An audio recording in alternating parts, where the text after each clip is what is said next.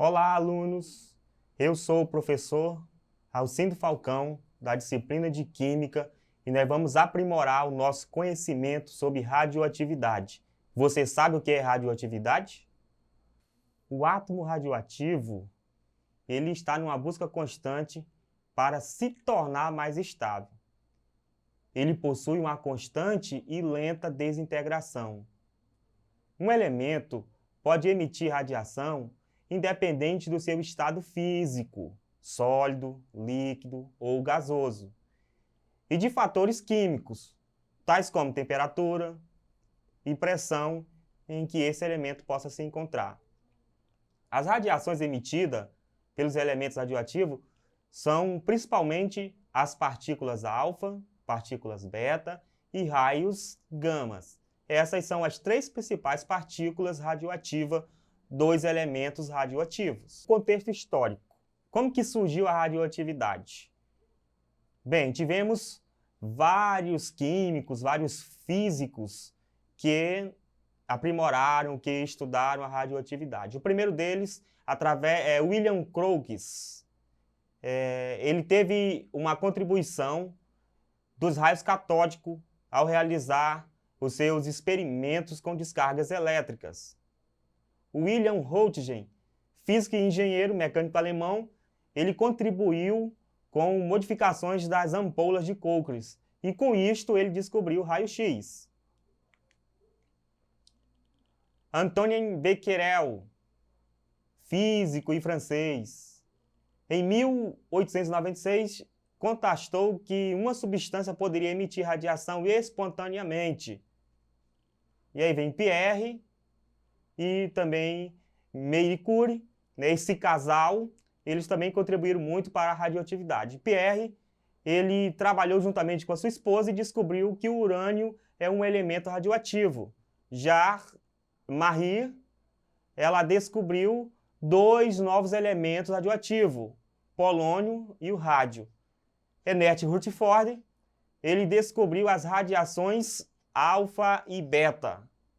E Paul Wirs, físico químico francês, descobriu um terceiro tipo de radiação, que é a radiação gama. Em termos de técnica, devemos saber que o núcleo instável tende a se transformar para atingir a estabilidade. Essa transformação consiste na emissão de partículas, uma alteração possivelmente na identidade do material ou do elemento químico. Quando temos um núcleo instável, esse núcleo pode emitir partículas para galgar uma maior estabilidade. Que tipo de partícula podem ser emitidas por esse núcleo? Partículas alfa, que corresponde ao núcleo do átomo de hélio, gás nobre, que possui dois prótons, dois nêutrons.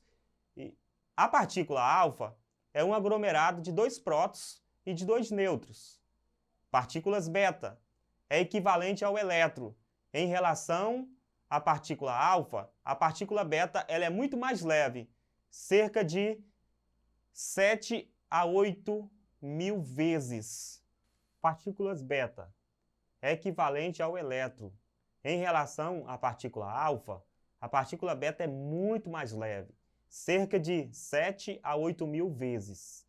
Logo, a gente vai perceber o seguinte: a partícula alfa ela corresponde ao átomo de hélio e ela tem dois prótons, dois nêutrons. Então, a massa do próton é equivalente a 1. Já a massa do elétron é uma relação, o quociente de 1 para 1836. Então, a massa do elétron ela é desprezível. Sendo assim, a partícula beta ela é muito pequena. A massa dela é muito pequena em relação à alfa. A radiação gama. Perceba que eu não estou dizendo partícula gama. Por quê? Porque a radiação gama ela não é partícula. É apenas radiação, elétrons ou ondas eletromagnéticas que se desprendem à medida que o núcleo emite radiação alfa ou radiação beta.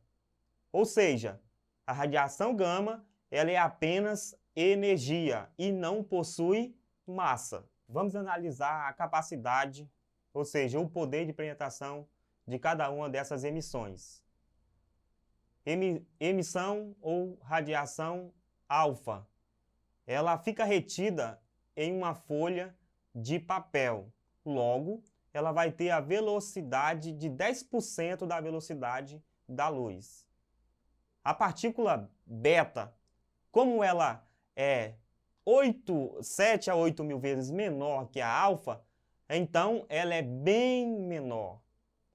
A sua velocidade chega em torno de 90% da velocidade da luz.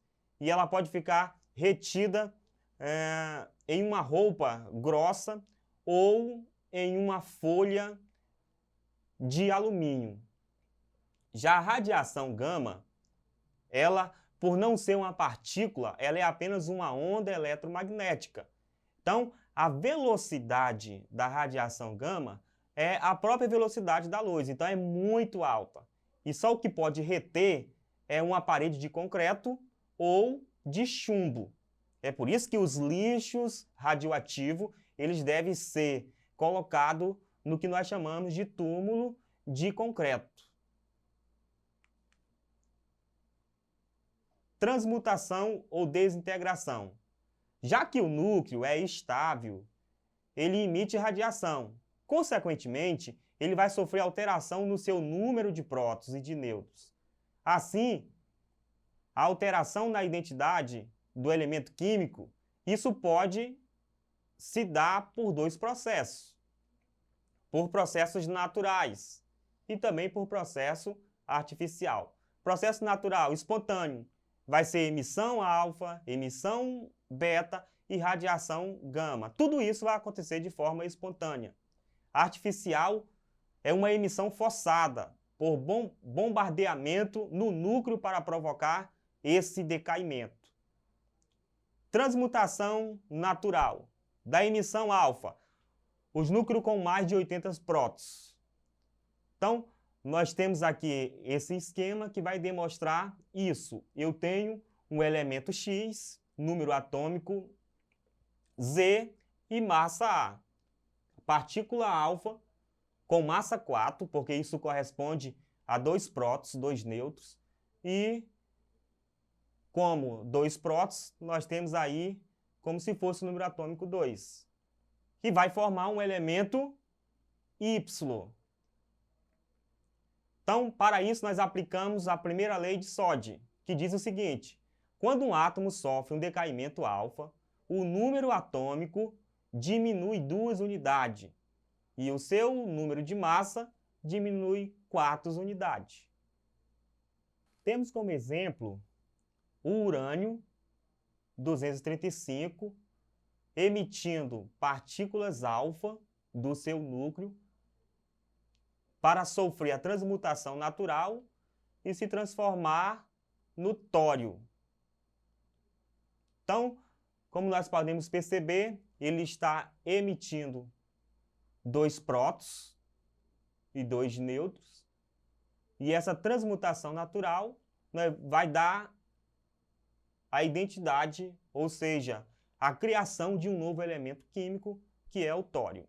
Emissões beta.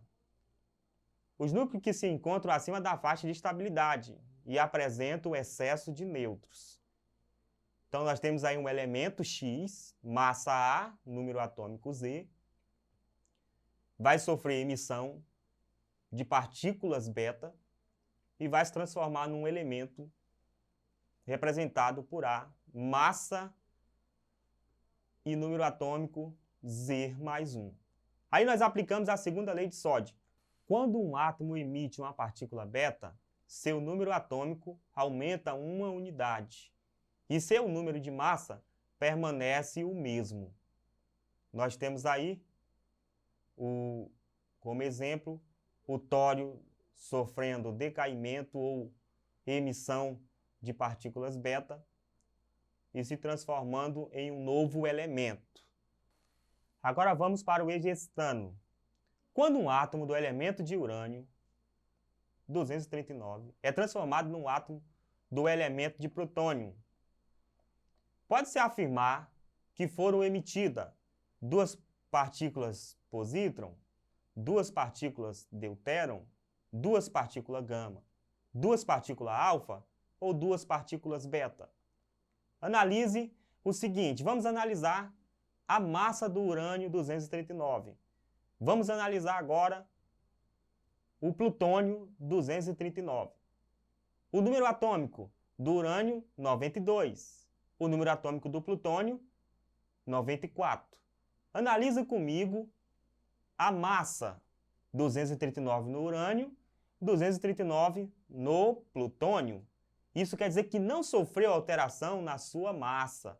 Logo, nós sabemos que o que foi aplicado aqui foi a segunda lei de Soddy. Então, a resposta correta é letra E, 2 partículas betas. Então, pessoal, por hoje a nossa aula é só. Acesse a plataforma Eduque, você vai poder ver esta aula e outras aulas.